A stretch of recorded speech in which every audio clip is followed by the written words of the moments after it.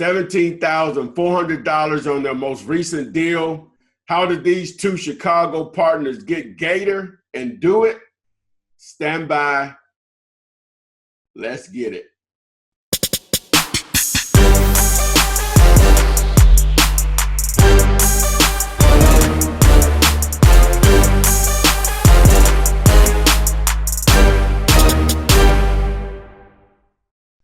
Hello guys, this is Ty, aka the Flip Man, and today I am bringing you another opportunity to learn from a couple of people that have watched my videos. I guess you would consider them YouTube subscribers of mine, and they've been getting it in out of the Chicago area, if I'm not mistaken.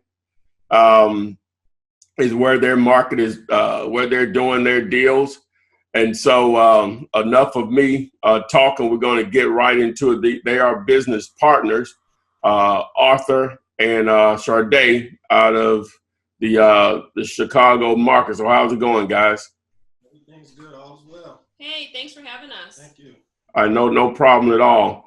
So what we'll do, I'm just going to ask them some leading questions here and let you all go at it. So starting with you, Sade, if you could just give us some background on as far as number one, how you even got interested in real estate, and I guess from the point that maybe you found my information, I'm sure you used some other information also, sources or whatever. But if we could just start with you on how you got started. Yeah, absolutely. So real estate really wasn't a long-term or anything that I was into at first, to be honest with you. I didn't have much exposure to real estate. But what happened is I was doing direct marketing prior to learning about wholesaling. So I was marketing, I was marketing cell phones. And so someone who I come across, they had told me about wholesaling real estate. And for me, it was just a product switch. I was direct marketing already, and it was a product switch. So now I'm going to market houses instead of cell phones. And so it's simple as that for me. And then I just started researching on wholesaling, just seeing, the amount of money that you can make. The fact that you don't need any money to get started is really what attracted me to it. I went to a fortune builder seminar, and it locked me in. And I just started doing my research. And I came across you on YouTube. You discussed bandit signs. You were a big fan of bandit signs a couple years back. And it's just from there, I just started bandit signs because to me, it was an easy and cheap way to go ahead and get started. Okay. Arthur, if you want to share your, I guess, initial interest in real estate, what you may have been doing before, and how did you, I guess, initially get involved? My dad has always done little home improvement and side jobs and whatnot. So I've always been around the construction side of it for many years. Eventually, I bought a 2-unit, and that didn't go well. I didn't know what I was doing, and it was terrible. Didn't read anything, just jumped in.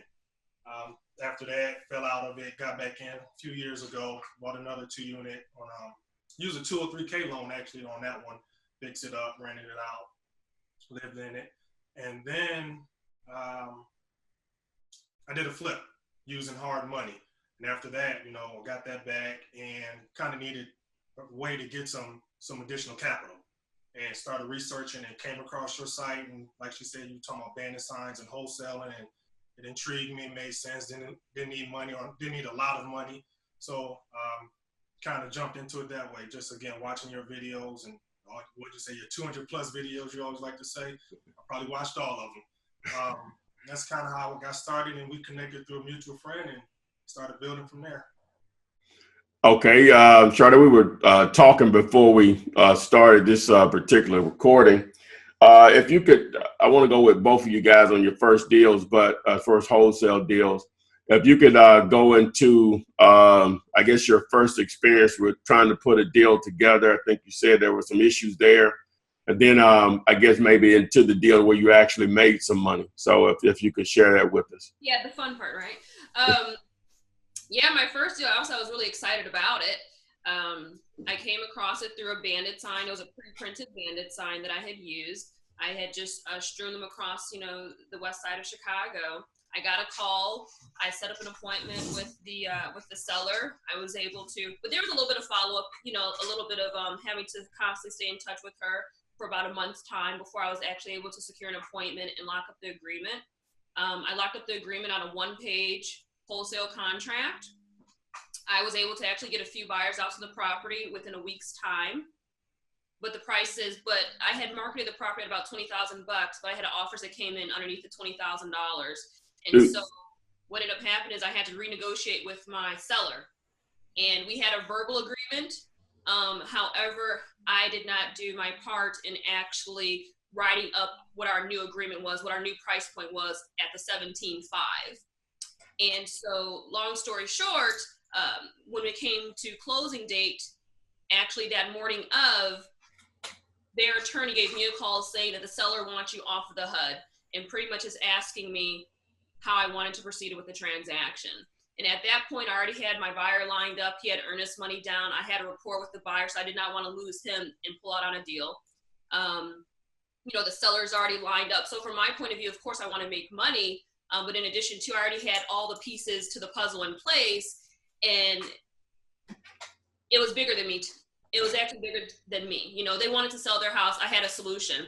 And what the attorney ended up doing for me is we just ended up splitting his title insurance fee, actually. And he's my attorney to this day. Okay. So you ended up walking away with some money. $1,000. Okay. All right. Let's fast forward to, I guess, I'm assuming the next deal you did, you made money, more money. Oh, absolutely. It's been a constant progress since then. Bumped my head. And what I will say is I didn't have a mentor. I didn't have a specific one mentor. I've looked at a lot of different YouTube videos, talked to a lot of different people. But what I would suggest is that follow one person. Follow one person, or either, have a solid mentor. I came in with no money and no knowledge. And it was a real struggle for me getting going, just because I had neither of those. Although you can do it with no money, wholesaling, you either have to have one of the two, money or knowledge. And knowledge can be from a mentor, teacher, what have you too. So, but just come in with one or the other. Okay. Do you remember that actual second deal that you are the numbers on? It may have been a while ago. You may not remember. Do you actually remember that one? My second deal. No, to be honest with you, I've done, You've done a lot of deals since then. I've done a lot, but I've done about 7 since this year. Well, just to get an idea of that market as far as there, and I know it can always vary, what would you say you average per deal, or just a range as far as the type of money you've been able to pick up? Well, it's increasing. Our assignment fees are obviously increasing, but my assignment fees definitely started out around more so like the 2,500 mark, and now our average is constantly just building. Okay, all right. What type of neighborhoods are you all, I guess, finding your deals? Would you say, just to put a label on them? A would be higher end, D would be quote unquote lower end, and obviously you can figure out what C's and B's are. What type of neighborhoods are you think you're finding most of your opportunities? Whoa, don't be alarmed. I got to do some house cleaning.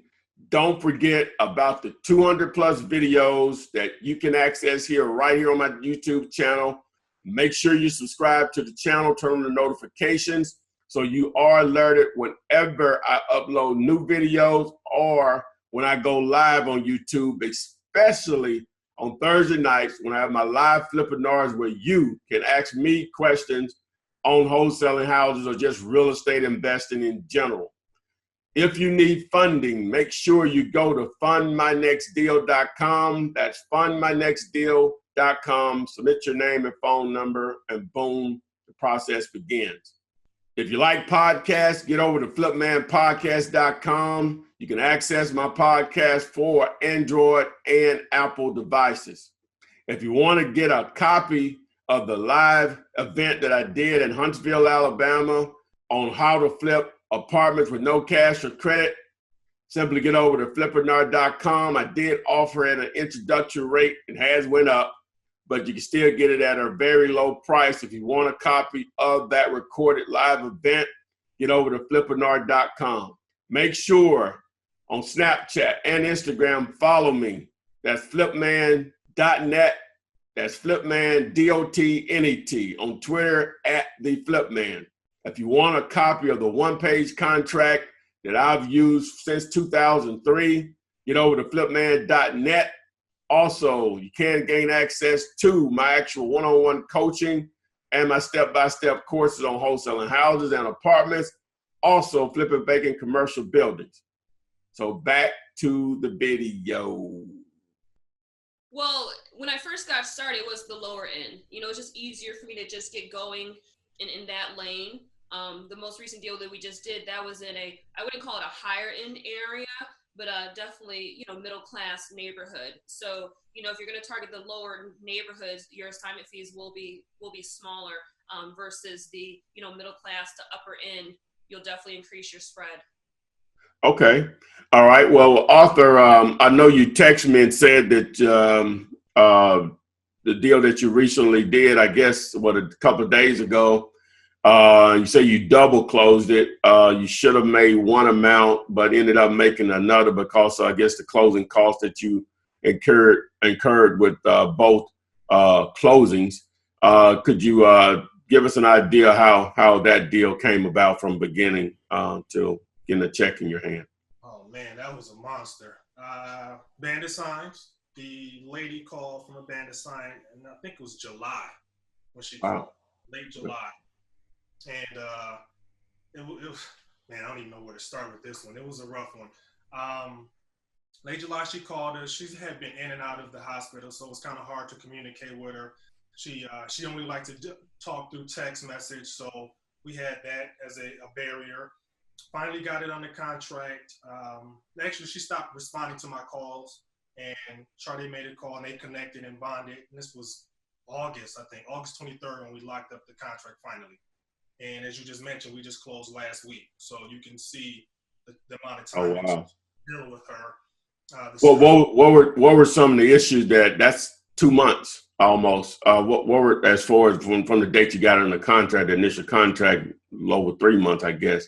What were some of the issues that made it extend to this point where it's almost 2 months? Communication. Really? She just like I said, liked to communicate via text, but she also had some health issues. And as we dug deeper and got into the house, it was a hoarder house. Once we got into it and started cleaning things out, it's something we did that we shouldn't have did, but we can talk about it. But we started seeing a lot of things that might be attributed to her health, mold, for instance. So she still lived in the house? She had been up until maybe the last week or two before closing. Yeah. Oh wow. Okay. What were the numbers on it? What was the price you got it under contract for, and what was the ARV on it? We got it under for 40, and the ARV was about 120, 124, somewhere in that area. And what did you all estimate the repairs would be on it? 20. Around 30? 20 to 30,000. 20 to 30,000. Okay. All right. And so how did you go about finding a buyer once you got it under contract? Was that a sign as well? We got the buyer from Bandit Signs. Well, first from Bandit Signs, actually. I was familiar with our buyer, but then Arthur had posted our property on Craigslist, but he actually called from a Craigslist ad. Oh, that's right. And he just came out a couple days later, made an offer. We negotiated back and forth a couple times, and we locked it in and picked up the earnest money check that next day. What was the price that you locked it in for? $61,500. How much? $61,500. Okay, so that was a 21.5 spread there. Okay, so obviously you were having issues. I guess he was ready to close a lot faster than when it actually closed. Well, yeah, but that's the importance of having a rapport with your buyer as well. He was familiar with the situation, advise him, hey, we're dealing with a hoarder here. Just advising him how the contract even came about, what we've been dealing with. And so he was pretty flexible in knowing that, hey, we may need to extend things out. But definitely did our best to stick to our timeline. We closed 1 week after our initial close date. So, but it was definitely a tough process to manage. Like Arthur said, communicating with her, she only wanted to communicate via text message. She was in and out of the hospital. But the great thing was just the rapport building. So when people say it's not about the house, it's about the rapport that you build with that seller, that's what got this deal to close, was the rapport built with her. I mean, she trusted us. We were in and out of her house on our own without her even being there cleaning out her house. So we definitely had a solid relationship with this particular seller, and we created a solution for her that she didn't have. So, I mean, she really wanted to work with us as well. Yeah, if I could just co-sign on that, like she said, it's not always about the money. One of the things I remember most when I was leaving her house after spending a day cleaning up, she just called me back and said, you know, thank you so much. I don't know what I would have done had I not got your number and you guys, you know, helping me out here. That was huge, man. You all, so I'm assuming the buyer, you set up a time for the buyer to do an inspection or walkthrough of the property? Oh yeah, he came and checked out the property. Okay. You know, but the property was solid. Mechanicals good, you know, roof, siding, everything was all replaced within the past 5 years. So all the working mechanicals were good. It was just really the inside of the house that needed to be cleaned up and do cosmetic work. Okay, I got you. What, so whenever you got ready to close, why did you all decide to do a double close? You know how I normally, well, I don't. So, but I like to hear why others do it or whatever. What was the thinking behind that? Well, I was against it. Like I said, following your video, you like, if they see what I make and they don't want to do the deal, I don't want to work with them anyway. That's the mentality I had, you know, but talking with my partner, you know, we just felt more comfortable on the seller side that she might have an issue. So that was the reason we went that route. You know. And I would close again. Go ahead. No, go ahead. What you about to say? No, I would do a double close again. I thought it, obviously you got to get more pieces together. You know, we had to get a transactional funder, but the transactional funder fees was very low, very reasonable. So I was pleased with that, but I would totally structure a double close again because, again, on the seller side. Okay, so you actually made what was the final check after paying the transactional fund and the closing cost on your end? So what was the final check amount? $17,439. How much? $17,439. $17,439. Okay, that's a very, very nice payday. Okay.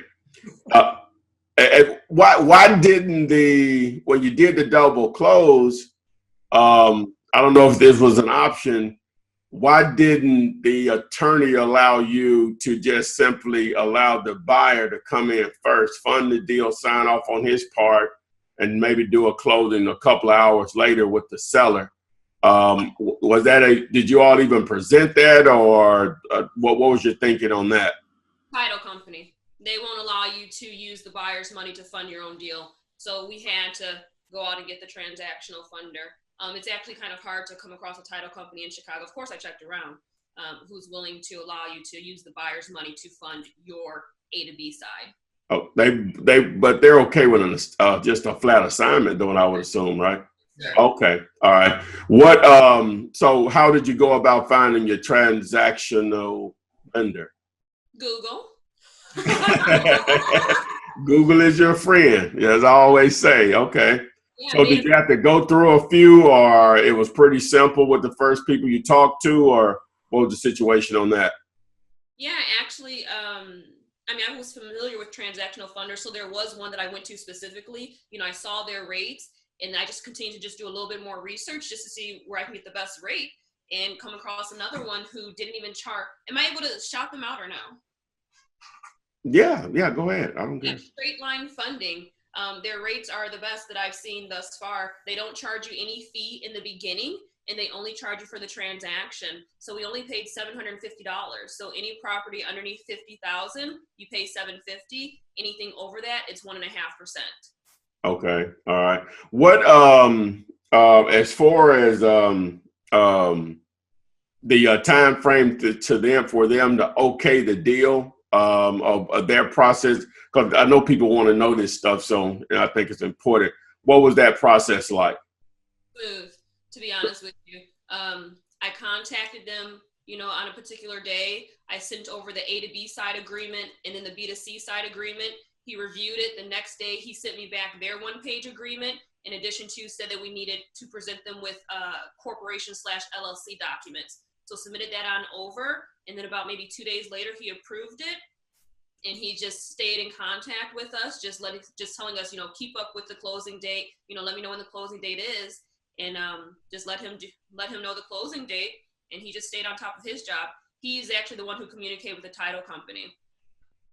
So what comfort level did they have from the buyer side to know that, hey, if we fund this deal, the buyer is coming to give us our money back? And I guess in essence, what was that? What's that process like on that side of it?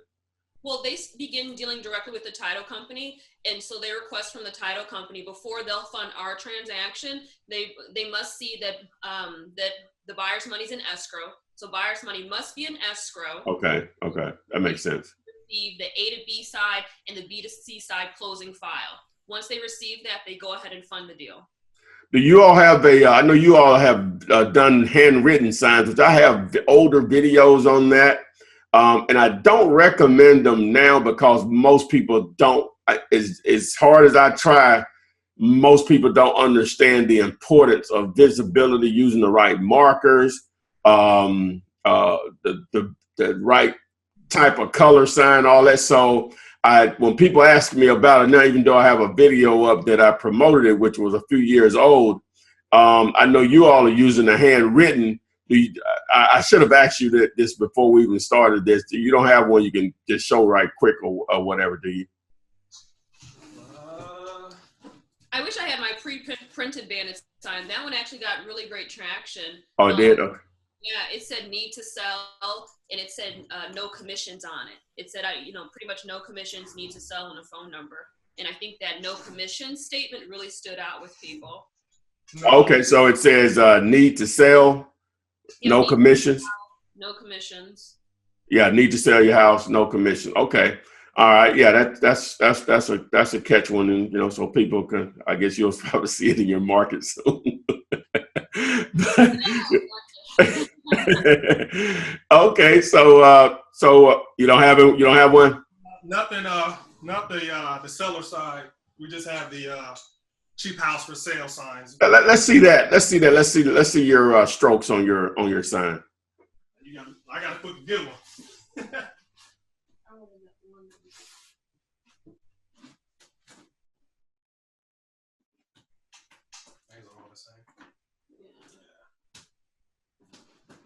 The best one is in the car right now. Oh, that's cool.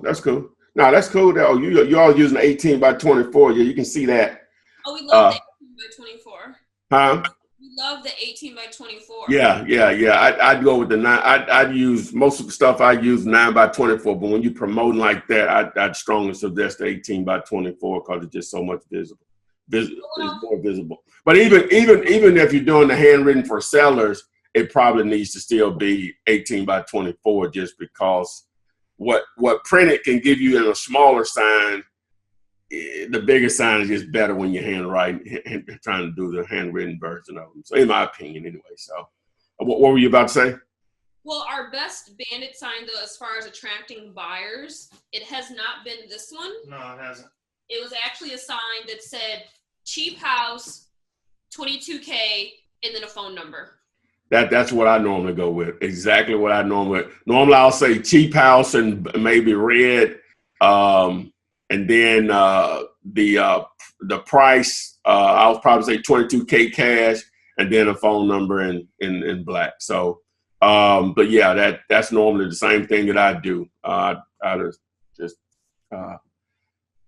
just letting you know how I normally do it. Also, I probably will start back using the 18 by 24s as you all are used, because I normally just flip over some of the ones that I haven't used on the seller side and just do them whatever. But so what's next for you guys? Big payday. What's next? Marketing. Always be marketing. That's the name of the game. How difficult I'm a big bandit sign person. A lot of people don't. That's fine, whatever. A lot of different ways to do it. It's just for me, it's the least expensive way, but at the same time, most effective way of doing it if done correctly. There is a method to this, madness or whatever. But do you all, like most markets, some areas you can't get away with bandit signs? Do you all find that to be the same issue? Some areas I've received calls. Other areas they're fine. They stay up for weeks. Others we put them up one day and they're gone. Yeah. Our problem is other investors in the area. Oh, they take them down? Oh, they put them in the trash. I've had that experience before also. Long story, but I've had that experience where someone actually called me. I don't know why this lady did this, but I thanked her. She said, 2 guys are taking your signs down right now. I thought you might want to know. And I was just right around the block. And I wouldn't normally be confrontational like this because I understand the game. But for some reason, it just did. And they were still there for some reason when I rolled back around. And I'm like, man, what are y'all guys doing, man? There's enough room out here. And they were just 2 younger guys.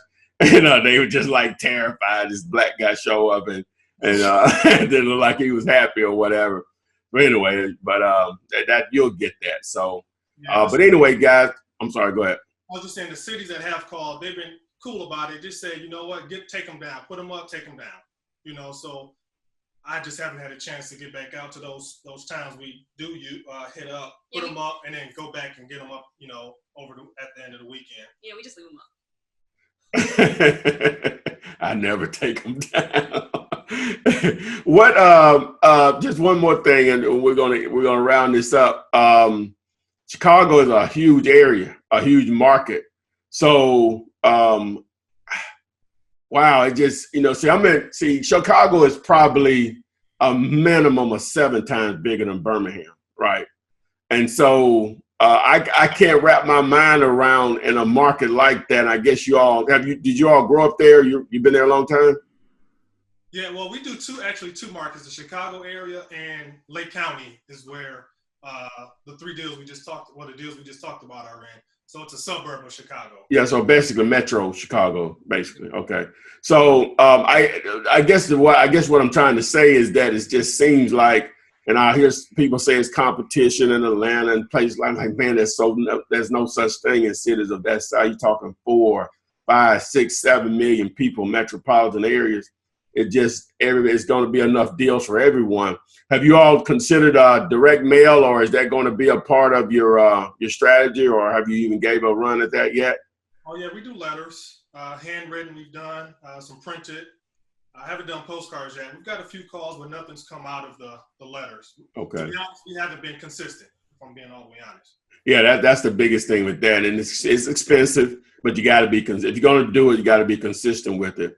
But just to round this up, guys, I really appreciate your time. If there anything you all want to share, both of you all, with those that are out there trying to make it happen, here's your opportunity. Please share.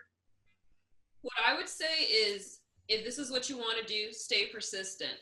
It is challenging, but if it's what you want to do, you stay the course, and you'll continue to improve, you'll continue to get better, and you'll continue to close deals. That's been my experience. I came in, no money, no knowledge, but here I am a year later, and we're just really beginning to flourish, So you stick with it, you'll make it happen. And like I said earlier, always be marketing. Just always market when you're out. And I'm getting more comfortable, period, with what I'm doing as well. So I'm talking about it more. So the more I'm talking about it, the more connections I'm making, the more opportunities that come your way. So now, even at the bar, let's say, the hair shop, wherever it is, I'm just always speaking on, when I connect with someone, always speaking on what I do now. And so it just creates those opportunities. So run your mouth and market. Yeah, I'll co-sign exactly what she said, but I would also add that watch those videos, because I got a lot of information, a lot of help from those videos. And it's great that you put out that many videos with that much information and content, and it's really enough to get somebody started. And that doesn't even count the hand holding that you offer. So I mean, you got two ways to be successful just by using, like she was saying earlier, find one mentor and stick with that and give, absorb that information that you present. Well, guys, I really appreciate you offering your time. It was on short notice, but I really appreciate you sharing your story. And it's nothing like action. As Sade says, always be marketing. You got to get that phone ringing. It simplifies this business so much. If you continue to have your phone ringing, deals will just literally fall in your lap. I'm not saying that's easy, but you got to be consistent with it. Your phone is ringing. Someone is going to come your way, a motivated seller that needs to sell because for whatever reason, that property is not an asset anymore. It's a problem, and they consider you the problem solver. So again, guys, I really appreciate you all sharing your story with us. And for those that want to get involved, obviously you know how to reach out to me. Take advantage of the 200 videos as they have done with those and made money. So again, thanks guys. And we will see you guys on the flip side. Awesome. Thanks for having us. Thank you.